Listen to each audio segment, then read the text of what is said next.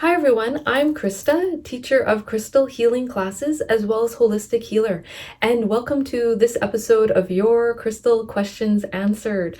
Okay, so I got a few questions, same question from a few of you, about asking me about what crystals are good for plants and gardens to encourage plant growth, or also to help plants that might not be doing so well if they are, sickly and things like this, to help boost growth.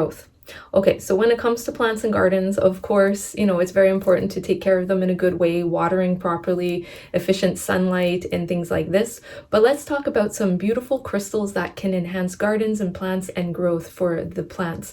Now, these are my favorite crystals and gemstones that I like to work with for plants.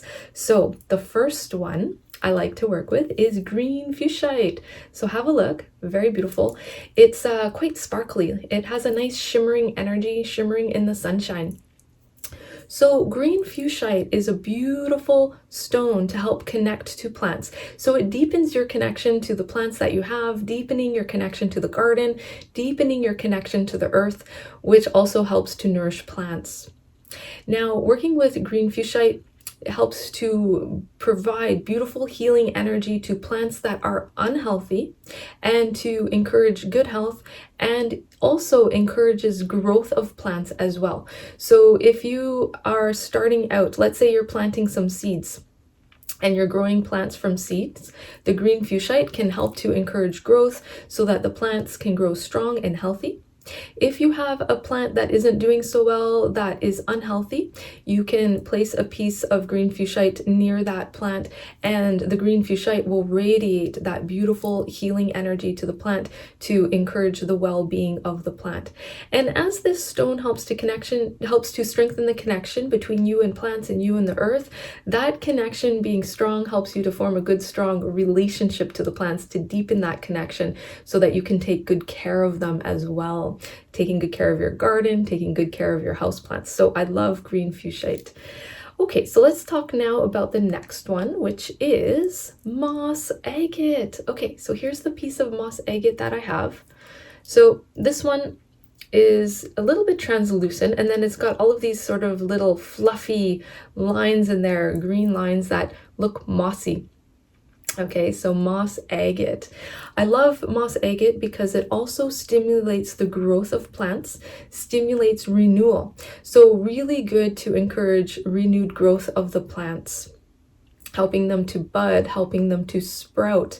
Also helps to boost abundant energy. So if you're growing plants that produce flowers, producing an abundance of flowers, or you have a garden where, let's say, you have berries growing, so strawberries includes to increase the abundance of strawberries, of the berries, of the fruits, okay? If you're growing peppers, to encourage a good, healthy, abundant crop there. So moss agate is beautiful for that. It has strong abundance energy. So helping to boost abundance of berries, seeds, vegetables, so that the plant can thrive and you get more yield out of the plant, okay? Also, this helps to stimulate growth more quickly. So for instance, let's say you're growing herbs inside your house on the windowsill, or you have a garden outside. So it helps to speed up the growth of that as well. So if you're, taking some leaves, let's say, out of your little herb garden there, and you're using it in your cooking, okay, that this helps then the plant to regrowing more leaves and faster. So moss agate is nice for that. Okay, and let's talk now about the next one, which is tree agate. Okay, so have a look at the piece here I have. So white base, we have these green lines in there, tree agate. So I like working with tree agate specifically for trees, healing for trees, strengthening growth of the trees, growth of the leaves, growth of the bark. Also encourages the yield for fruit trees. So if you have an apple tree in your yard, or crab apple, or maybe you have a lemon tree, peach tree, that working with the tree agate helps to increase abundance of the amount of fruit that the tree can produce. So really nice in those cases, okay? So if you have trees of any kind in your yard, or even in your neighborhood that is special to you. Working with tree agate can help to boost the growth of trees, the health of trees, helping them to be strong and healthy. Even if you are getting a new tree, let's say you have a yard and you're going to plant a young tree, bringing it into the yard, this will help the tree to take root and to grow strong and healthy as it's in a new environment, to harmonize to its environment. Okay, so I love tree agate for that. The next one I would like to show you is green jade. So here's green jade. This is nephrite jade. Nephrite jade is so good to help plants that are unhealthy. So if you have plants in the garden that are unhealthy, let's say being attacked by bugs and pests, or even your indoor plants, placing a piece of green jade near the jade will radiate healing energy to boost the life force energy of the plant, helping the plant to be more healthy and vital. Okay, so really good for that. Also, if you are transplanting plants, so let's say you go to the store, you buy some potted plants, you bring it home, you want to then put it in a bigger pot. Okay, or if the plant is growing bigger and it's outgrowing the pot and you need to put it in a new one, working with a piece of jade will help the plant to adjusting to a new environment when you get it home from the store, adjusting also to a new environment of a bigger pot. Okay, so working with jade is really good for that. Jade also stimulates new growth. So helping the plant to grow strong and healthy, having new growth, also more abundant growth. And also jade has a really nice property that it brings in healing to the earth, to heal the earth. So for instance, if you have an outdoor garden, and if there's an imbalance of the soil in some way, or if the energies flowing through the earth are disharmonic, that the jade will help to promote balance and harmony, okay? Bringing healing energy to the soil, to the earth, to also help the plants to grow, because of course plants are in partnership with the earth to be able to grow. Also, the jade helps to encourage the plants to absorb the healing energy from the sun and to utilize that healing energy in a deeper way for photosynthesis so that the plant can thrive, be strong and healthy. Jade also encourages nutrient uptake for the plants as well, to absorb more nutrients from the earth as well, or if it's a potted plant, from the soil in the pot, to absorb that good nourishment it needs to grow strong and healthy, to thrive and be filled with vitality. So I love jade for that. So good.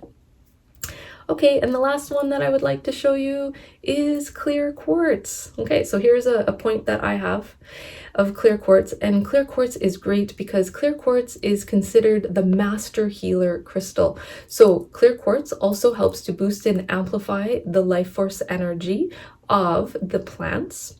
It also helps to boost up productivity, helping the plant to produce flowers, seeds, fruit as well, to make that a lot stronger, more abundant.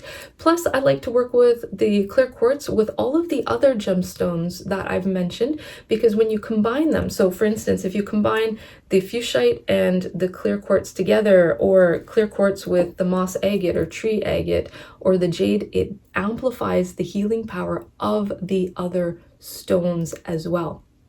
Okay, so what you can do for your plants at home, so when you have the plant in a pot, what you can do is place the crystals around, the gemstones around the plant pot.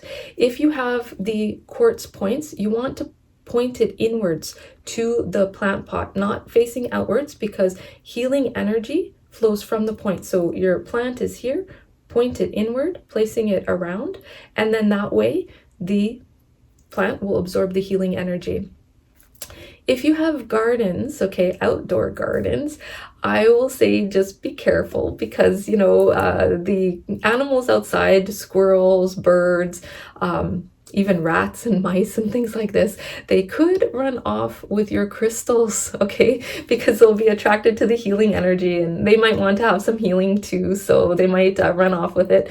So if you have an outdoor garden and you want to work with crystals there, what you can do is place them strategically. If you've got like pots outside, you could place them strategically in the pots. You could also place them in little boxes. You can get weatherproof boxes that you can place crystals in there, and then you can place that in your garden and partially bury them so the critters, the animals, are not going to run off with it. You can do that as well. You can also place them on the ground, you know, just kind of close to the plants. But again, if you do that, just know they could go missing. So there's that.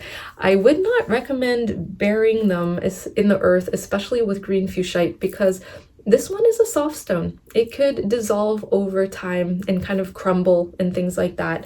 The clear quartz, I mean, if you wanted to have like little tumbled stones that you bury in the earth and you have it close to the plants, you could. That stone is more durable.